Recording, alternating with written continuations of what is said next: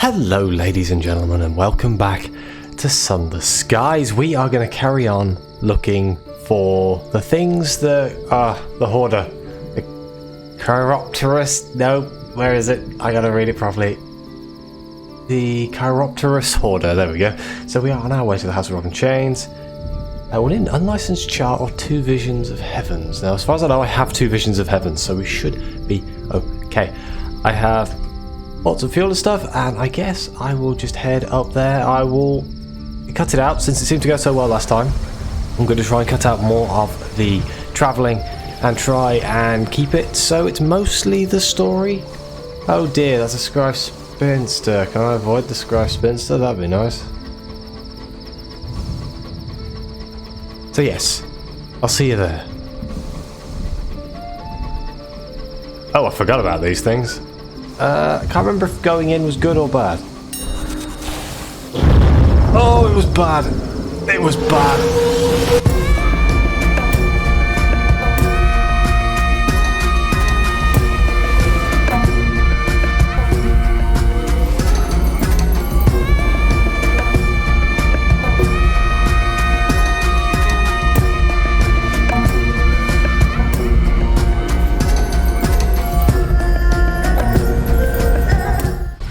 Is it gone?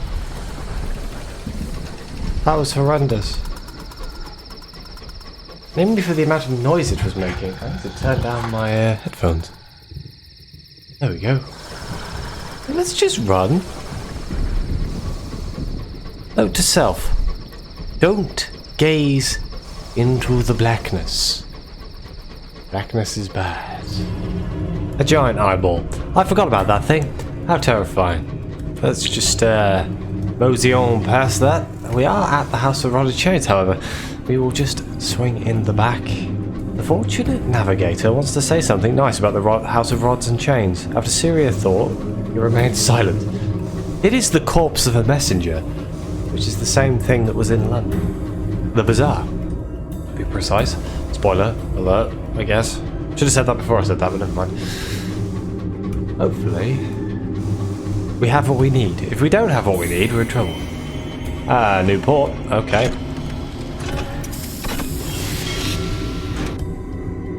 Vast, desolate, broken. Once this creature flew majestically through the heavens. Now it floats in silence. A monument to a judgment's wrath. So I guess the House of Rod and Chains is probably the... The air tastes of salt and rot. Up close, the carcass of this ancient crustacean resembles a battlefield. Its carapace is pockmarked from the impacts of space detritus and cracked open from the impact of 6 spires. Doors of leather, rubber, chitin, scale, fur, flesh and feather lead inside, each of them carved and branded with the letter of the correspondence. Okay, maybe not here. Let's go back to the carapace. Can we go to the Spire of Inches? 7 obsidian spires once stretched into this sky.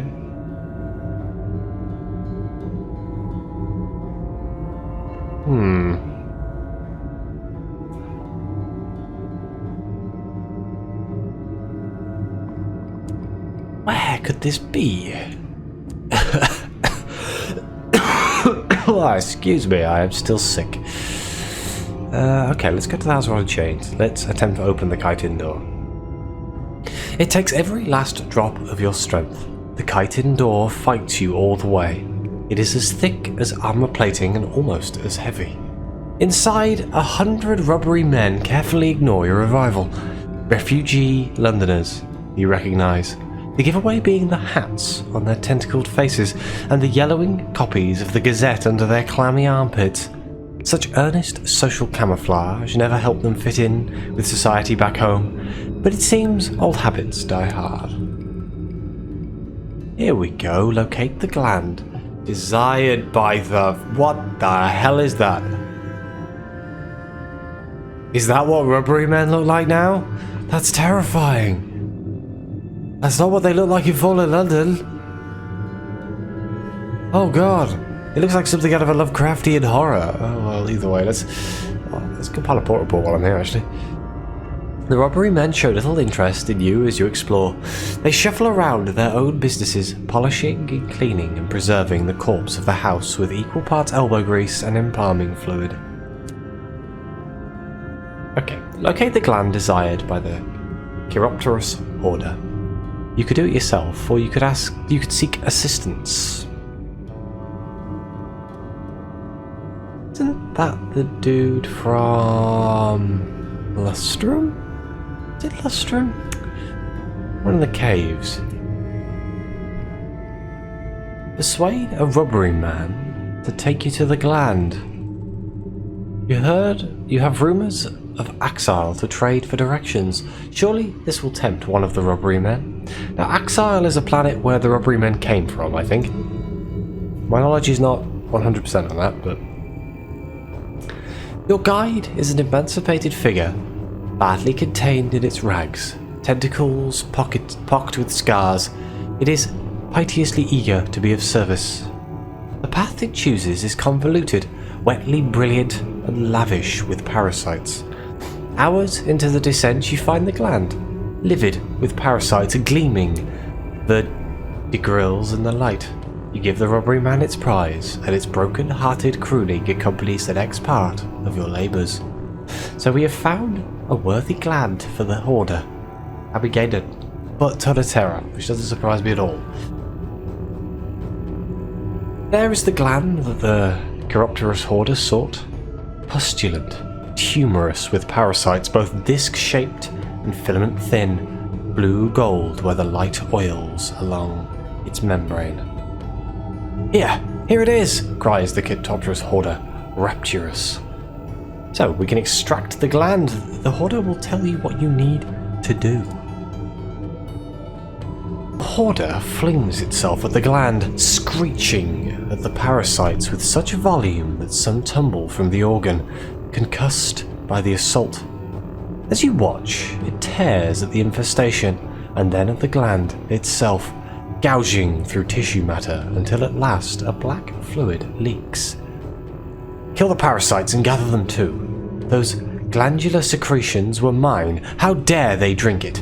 Take them and drain them too, it barks excitedly. I have to prepare. You finish, I am going. The Hoarder absconds with a palmful of pulped meat, leaving you and the crew to harvest what remains. We can talk to him back aboard our locomotive. So we shall do that. We are done here for now. There we go. The Hoarder has cloistered itself within its room since you delivered the fluids. Peculiar scents, wildflowers bathed and print in bile, radiate from under the door. Augurs of its labour, perhaps? You should check in on it. You find the Chiropterous Hoarder darting between stations, each of them set with glassware like something made by a deranged glassblower and filled with nacreous reagents. I tried once to hold immortality in a bottle, the cider, but it wasn't the same. My customers were convinced, but I knew the truth. You can't just drink eternity. It goes away, you see. This is different. I got an idea from an associate of mine. They liked spices. I thought, what if? The Chiropterous Hoarder jabs a finger at the ceiling. What if? And then I thought, why not? Those massive eyes turn again to you, brilliant as filigreed eternities. Will you be my first subject? Oh dear. Do we trust the giant flying space rat? Bat! To give us a test? I guess yes. You took the high wilderness for adventure, or at least rare and irreplaceable experiences. I assume this is going to be one of those things.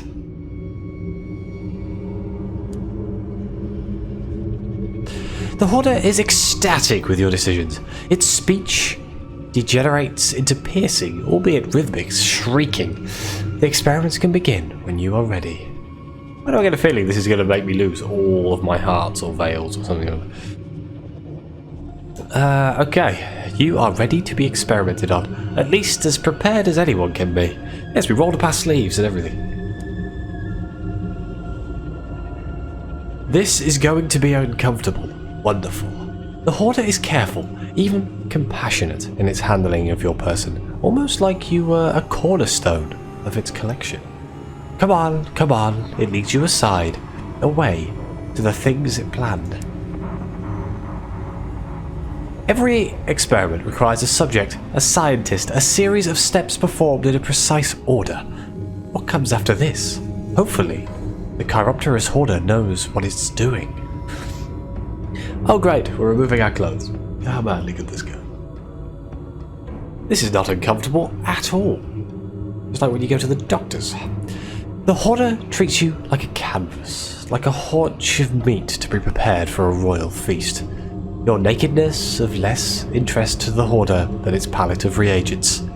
You are meticulously salted, rubbed down with granules of something that smell richly of black earth and bathyl lipids. Your skin begins to pull from muscle, tugging, straining, tight as an unwanted carapace. Just as the sensation becomes too much, the Hoarder plunges you into a decoction made from the gland of the messenger corpse and its pulped parasites. Every experiment requires a subject, a scientist, and a series of steps performed in a precise order. Endure. This cannot go on forever. Hold your breath. Almost, thrills the Chiropterous Hoarder excitedly. When it judges you adequately marinated, the Chiropterous Hoarder migrates you to a box too small for you to do anything but lie curled embryotically. Inside, there is neither light nor graduation of time, only a mute nothing, perfect, perpetual. Here you rest, steeping in sweet smoke. A century or a court breath later, you're rescued and unfolded. You are desiccated, your flesh is haunched, and you can only taste salt. And something is gone, some recent memory, some new knowledge. It is impossible to tell what. All you know is that it is missing, a cavity that once held something of importance, like the hole where a tooth might have resided. This was likely not as planned. We gained 250 experience. The Chiropterous Hoarder's experiment is complete. It was not an unmitigated success. Well, I guess we can let the Hoarder make amends. Ever since you took part in the experiment, the Hoarder haunts you, forlorn, endlessly murmuring of its failures. If you're ever to have peace again, you'll need to distract it. It'll go away. Like everything, it melts away. It traces the longitude between your wrist and the spoke of your elbow. Its touch, ethereally light. The Chiropterous Hoarder's ears droop. You will continue, but what is the word that I should say? Repentance. I am very sorry. A gift will follow. Regardless of your answer, you find a firkin of red honey balanced against the door of your cabin the next day. Hey. Keep the red honey for trade.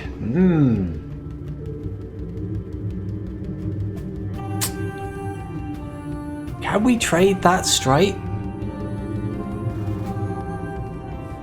Achilles is the place. Is it? Crap, where's the contraband place in Eleutheria? I can't remember. Because you have Titania in the Reach. You have the Sawmill in Albion. I don't know if there's any in the Blue Kingdom, but I swear Eleutheria was Achilles. Let's just use the red honey ourselves. Better to inhabit a dream while your mind fills with the agony of transformation. Yeah, why not? As the red honey fills you, your mind clouds with images you do not recognize. A life, a place, a pleasant existence entirely not your own. Someone holds a child pressed to their breast, smiling down onto the tow-headed babe. Their thoughts crowd your mouth, your head, a name, a hope, a lifetime of waiting, wanting, wishing made real in this delicate creature. Once hers, but now yours now, and only yours. You awake soon after on your engine, stolen grief corking your throat. 3 savage secrets. Pretty good. I think we need to talk to the Hoarder again. So we need to encourage the Chiropterous Hoarder into sharing the next steps. It will not cease muttering with scholastically rabbitedy pacing to and fro.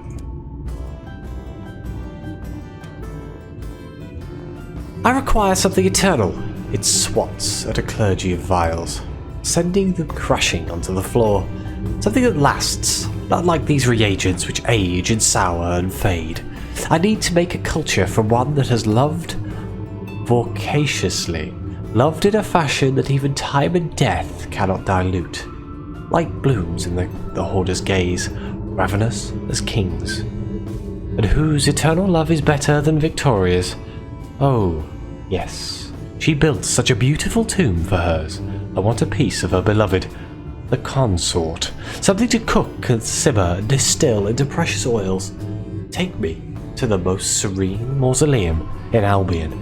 We can't cut up the consort. We're gonna cut up the consort? Oh, that's bad.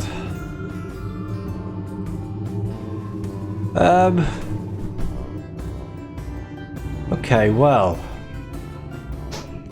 I suppose I could go all the way down here to get to the transit relay. Can I remember what I need to get from Eleutheria back to low? I can't. Okay, we're gonna have to have a look. I write these things down, I swear. I write them down and then they just disappear. At the top I have Eleutheria equals 2 dry tea, but I think that's going to Eleutheria. Or going back. Not helpful.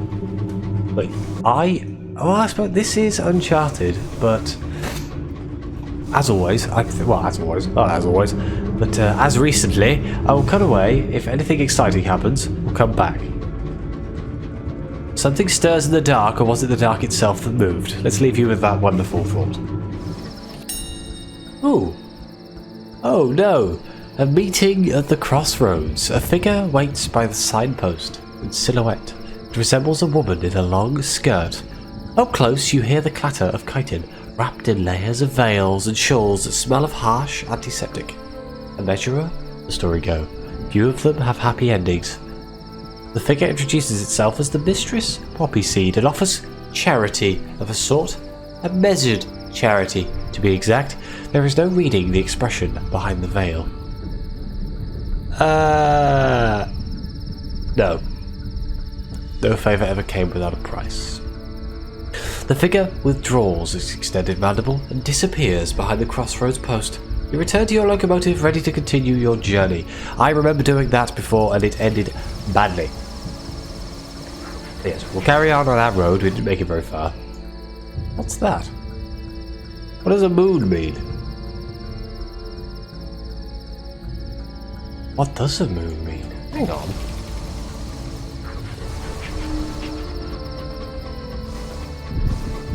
This is completely off topic, and... oh, bloody hell, there's Grievous. Of course there's Grievous. We could sneak past, I think we'll be okay.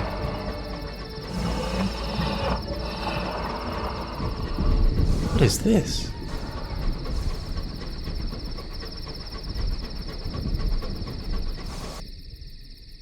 Ah, moon just means it's something in an area you haven't been.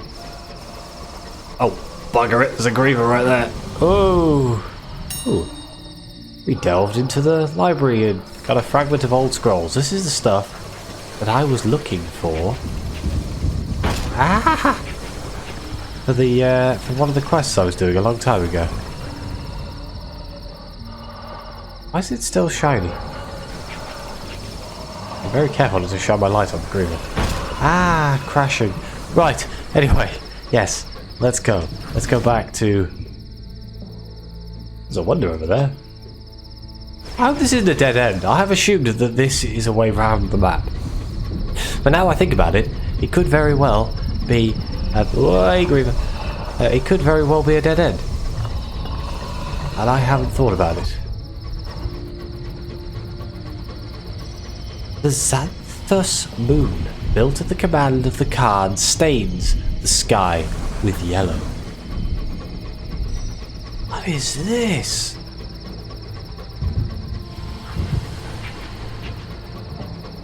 Look. Is it like the Khan's attempt to do a clockwork sun?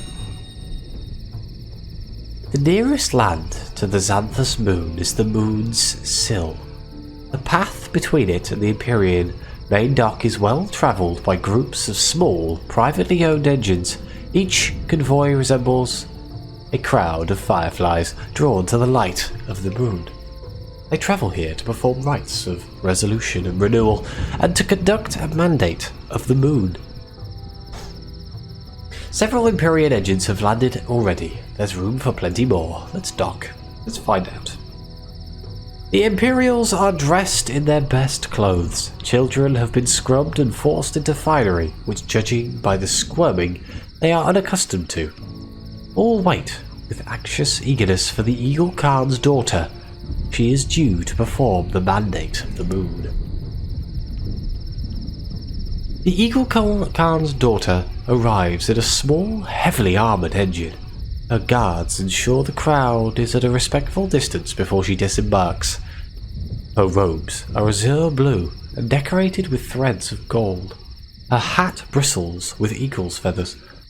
The crowd parts before her. She leads the way to the edge of a small lake, the moon's mirror.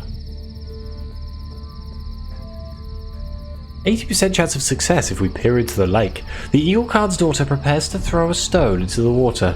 The lake's ripples will offer an omen. This is the mandate of the moon. What will come to be?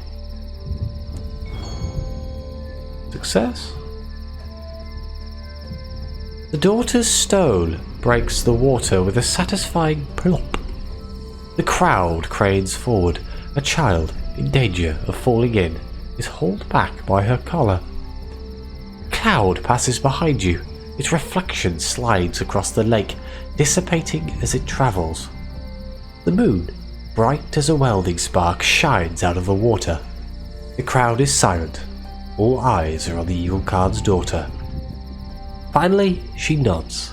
The crowd's tension evaporates. The omen is good.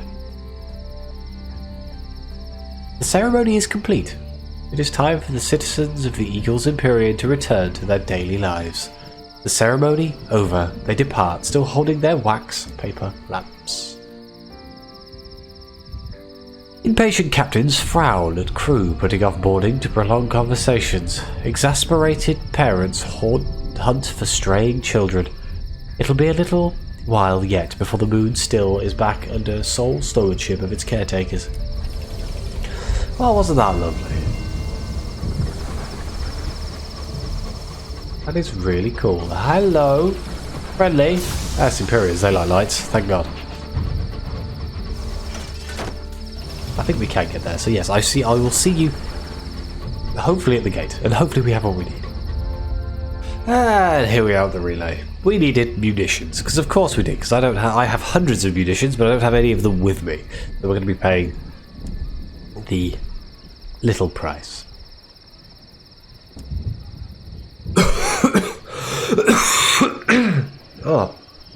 Oh, excuse me. Don't worry. I feel better than I sound. Travel to the Reach. No matter how you pay, you'll get there. You safely there. He stands up straight, displaying the Eagle Empyrean's uniform proudly.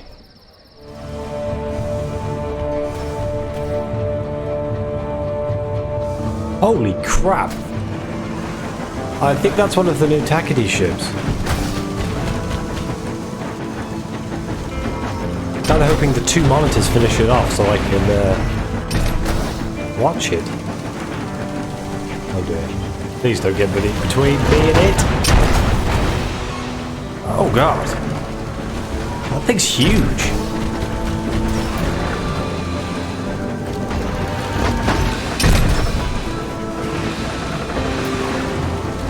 monitor. Finish it off. I don't want to get involved. I thought there was 2 monitors. It's distinctly possible one of them died.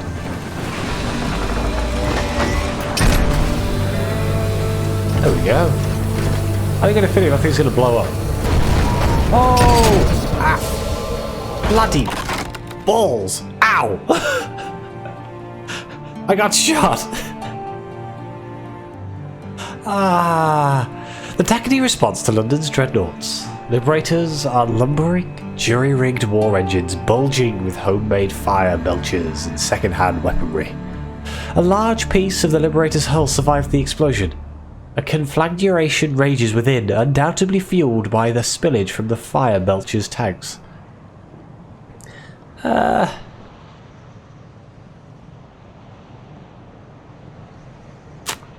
Liberators operate as inherent supply stations, providing the lighter tackety scouts with fuel and supplies. You have little time though, the fires are already roving through the husk. I mean, this will reduce terror and gain us crew. We do need a bit of crew. We got 1 crew. Yay! Your signaller sights frantic figures in an aft window, billowing with smoke. Your driver steers your engine as close as they can, and the Liberator's crew make the jump willingly. Better the sky than the fire. Please stop shooting me! Ah! You done? Thank God.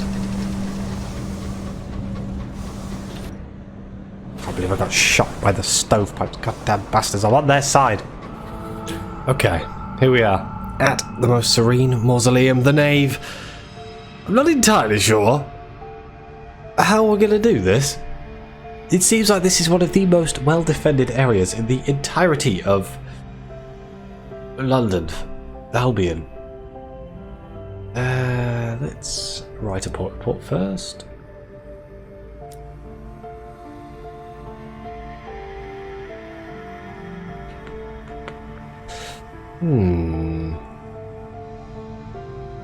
It doesn't seem to be here. Attending a funeral? Oh, apparently not. But I'll attend a miser's funeral for my terrorfall. Visit the memorials of the Prince Consort. Here we go. Call upon assistance to arrange for more than a private viewing. Oh, thank God we have one cryptic benefactor. The Chiropterous Hoarder will not risk intrusion while it works. You will have to use your contacts to gain ingress, or risk its rages. The cheery registrar's expression dims at the mention of your cryptic benefactor, and though her smile does not wither, something in her eyes alters. Him, she purrs without affection. Of course, it'd be him. Very well. Emptied now of remark, the cheery registrar allows you into the mausoleum. Her gait turns stiff and reluctant. You enter the tomb alone, as assured. The dust in the air sit heavy as grief upon your tongue. Inside the tomb, you see the Prince Consort upon his altar.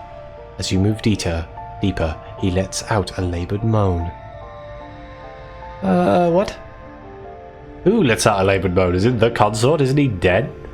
There is a figure beside him, an improbable silhouette. Is that Her Renewed Majesty? At first glance, it seems true. There is something not quite right about the shadows of her face. Something younger, more waxen. Well then. Given the nature of the tomb, it is not unpleasantly appointed. The Prince Consort lolls on a bed of velvet cushions, bejewelled and foul against the white marble of his altar. Beside him, an expressionless woman of startling familiar countenance. This is either Queen Victoria herself, or a remarkable doppelganger.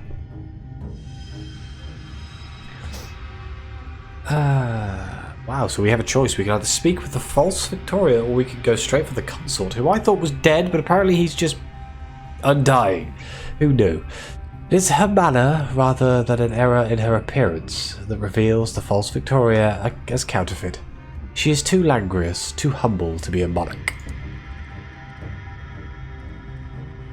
Even a borrowed grace can be terrifying. A visitor for us? What a rare ecstasy. Her marble complexion fissures into a smile, the words honeyed with despair. The false Victoria rises and leads you to a side room. It is sparely appointed, a cot, a small larder filled with dried blooms and desiccated fruits. Nothing else. It has been a long time since there was anyone but her. She watches you, blinking, a slight tilt to her coroneted skull.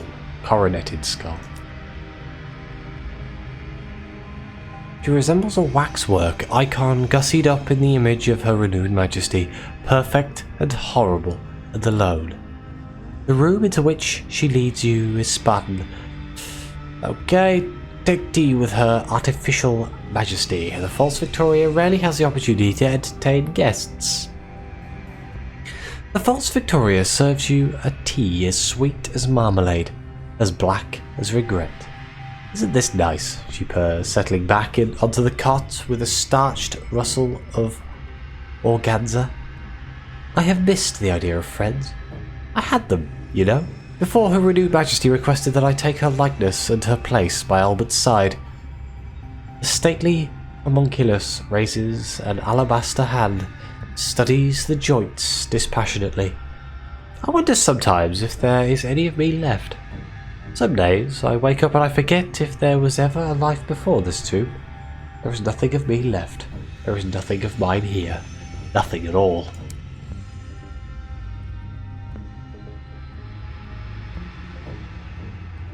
She resembles a waxwork icon gussied up in the image, blah blah blah.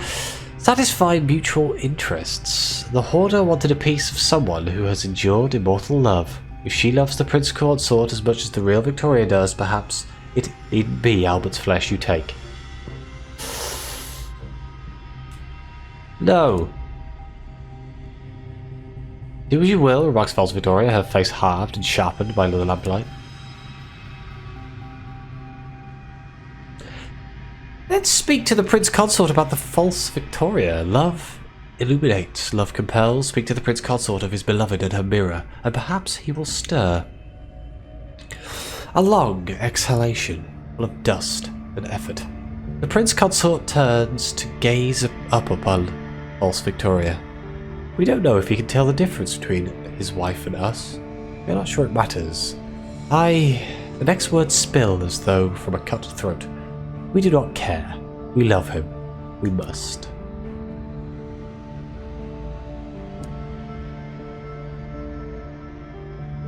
A sibilant noise worms from the Prince Consort, a sound that could be a word or a release of bacterial gases. He's a poor conversationalist, replies the false Victoria without judgment. Once in a while she can excite an actual word from him, but that is all. Ah! Slice a fingertip? Yeah.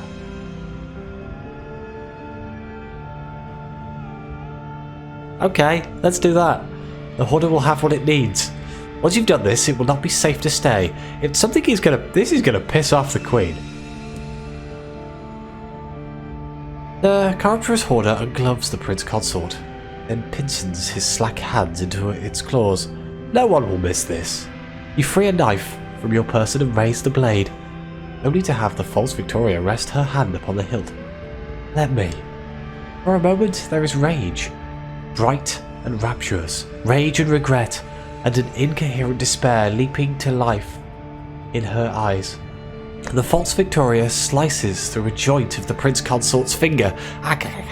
His flesh parts like fresh wax, allowing the digit to tumble easily and bloodlessly into your possession. Oh, that made me feel weird. Didn't like that at all. Given the nature of the tomb, it is not unpleasantly appointed. Okay. Make a swift escape. You have what you need. As you leave, the Prince Consort gropes for false Victoria's hand. She lets out a sigh, soft and small and sad. Well, I think this is a perfect place for me to end the episode. Thank you very much for watching. I like to apologise for my voice. It is awful, I know, but I had to do this video. So I will apologise for doing Fall in London videos. There's a lot more of me just talking, and it's quite hard for me to talk and sound good. So if you understand what that means. But either way, thank you very much for watching. Please like, subscribe, let me know what you think. This storyline is very interesting. And as always, I'll see you next time.